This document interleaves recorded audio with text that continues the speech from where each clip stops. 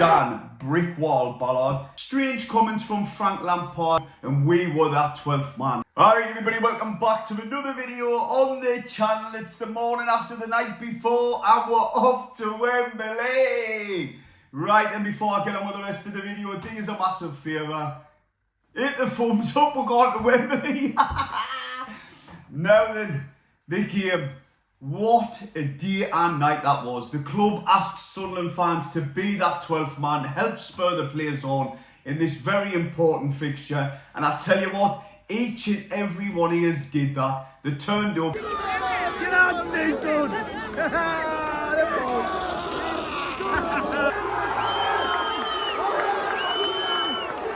And we were that 12th man. Strange comments from Frank Lampard after the game. We were quiet and I was surprised. Maybe there was a little period for about 15 minutes where we were quiet. But I was leading up until us going in extra time, and it didn't look like we were going to get that equaliser in the 90 minutes. So I can understand that bit. To say we were quiet, I really didn't believe that at all. To be brutally honest, Coventry supporters, I didn't hear them. Actually, I tell a lie, I heard them once at the beginning, and then Sunderland fans got kicked into gear because of that, and then we started. But I heard them when they scored and a little bit after that.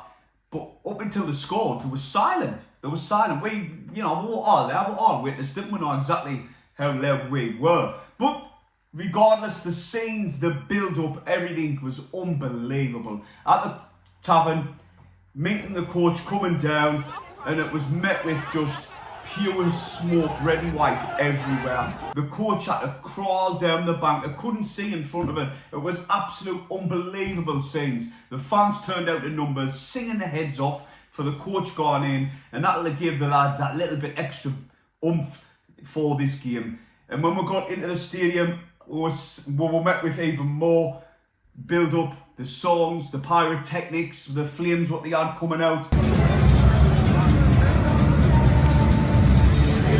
And then that giant cat, which took me by surprise. I wasn't expecting it. And it just went up and it had till the end on. The scenes, the pictures, what you've seen of that just look unbelievable. It really did. It was some build-up. And then the game started. And I'm not going to lie, I'm going to tell you straight. I thought Coventry probably were the better team. I really did. We had chances, we did, with Eliza Mienda. But Ben Wilson was equal to it, made a good save. And Mundell as well, later on, Wilson made that save as well. They missed really some good sitters. I'm not going to lie, but Donny missed one. Hadji Wright, he had a hexagon head or something because it just come off from nowhere. And I was just thinking to myself, oh, this could be our time, like, because it was still 0-0 at that point. But then the goal came from Clark, and I thought Hume had him in his back pocket all afternoon. And it was similar situation with Serkin and Sakamoto. But Sakamoto grew up that game and he was unbelievable. Out of the two legs, he's been outstanding. Regardless of the league what we are in, I think we should try and go and get him because he's an unbelievable player. Now then, the goal came, right, and we were just sitting off. And do you know when you can sense a goal coming? Now in the first leg, up until we scored, I never sensed them scoring, and I was just thinking we're defending quite well. I know Dan Ballard is an absolute brick wall, absolute mountain of a man. £15 million, I did a video regarding him saying £15 million, and the rest. Because he has carried us over these two games, I'm not going to lie, especially the second one. He was unbelievable. And if there was one man on that pitch I wanted to get the goal, it was Dan Ballard. And when Lafay was taking the corner, I said to everybody around us, Lafay's got to beat the first man and put it on Ballard's head. You watch. And it happened. I couldn't quite believe it. The scenes when he scored, the stadium just went absolutely ballistic. Absolutely, but I've never seen nothing like it. I really haven't. Like I said, I've watched a million videos gone by after last night, and I still kind of quite get me head around the scenes. Now, looking at it, like I said, we weren't at our best. We were quite poor, to be honest. It was a similar situation. I know we've done a good job on them in the first leg, but the second leg, I thought we would have more of an attacking intent, more of a threat going forward in that final third, and we just weren't witnessing it, let's be honest. But it was being quite sloppy actually when we were with the ball in the final third. Now, Coventry did put a lot into that game with the 90 minutes, and maybe the first period of extra time as well. They put a lot into that game, and then they just started a time waste, and they were looking at, they had one eye on penalties. Eccles took about 200 years to walk off the pitch, and I just thought, that, you know, if these went up the gears, they've got some quality, talented players, they could nick it here, you know. That's the way, the feeling I was getting watching it, you know what I mean? The way they were sitting off, and no, that gave us extra confidence when they started to do that. And then the game changed for me when Mundell came on. My God, what a direct threat he is. He picks the ball up and he just runs at the defence. And that gets us up the pitch. And he had a beautiful chance, but like I said, Ben Wilson was equal to it.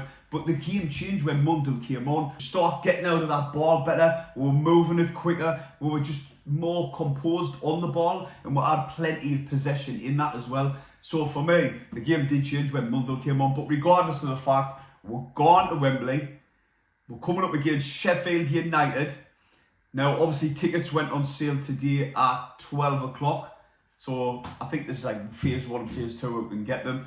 But the ticket prices have went up stupid amounts. I think I paid £37 from where I'm trying to get tickets at the minute. And they're coming up to 100 and odd quid, 105. Now, that's just extortionate. That it really is. I'm going to tell you now, I cannot make it on the Friday like I did last time, which I'm absolutely gutted about. I love to go down on the Friday like we did before, Trafalgar Square, all that carry on, and all the build up and be amongst it, but I just cannot get there. Simple as that. It's going to be a day trip for me, which I'm gutted about, but it's Stephen's in the same boat. He can't make it either. Now, I'm brave. I just still can't get out of it. I know it's just happened, but I still can't get out of the scenes and everything and the build up. And like I said, out of the 2 legs, the one man you wanted to score was Dan Brickwall Ballard. Big Ballard, and he done it. I was absolutely buzzing. Now then, you obviously seen the clips down Coventry before the ball was even kicked, and it said, ole, ole, Wembley again. They were overlooking us, let's be honest, they were. There was a man even pictured with the hoodie, and it said, Wembley again, ole, ole. And we all remember the man with Sunderland get battered everywhere they go, tattooed on his arm. Why though? Why would you? Now, they did overlook us in that sense, with I'm not talking about the players or the staff, I'm talking about the fans. It seems as if they were overlooking us. And then when we celebrated, because of how well we performed defensively against them at their leg, and we hadn't won down there in 40 years. We celebrated because of that hoodoo. Now, a lot of I'm not saying all of them, but quite a few of their fans on social media were saying, you're acting like you've won it already. But we weren't, we really weren't. We were just celebrating the fact that we broke that curse. Now, when we came to the stadium, we're like, yes, we didn't perform the way we probably thought we were, where we were going to get at them, create lots of chances, and maybe score 2 or 3 goals. It just didn't happen like that. But regardless, we're qualified. So who gives a shit? I'm just ecstatic. I really am. I'm out of the moon still. I'm going to go and watch loads more videos after I've done this. I'm buzzing. And then I forgot to mention, get your tickets for the Sunderland story. Yes! What a way to celebrate winning against Coventry over the 2 legs and going to Wembley than watching the Sunderland story. This will be my 2nd time round and I cannot wait for it. So get your tickets. Do us a favour, subscribe if you're new to the channel, smash the thumbs up. Wembley again, ole ole!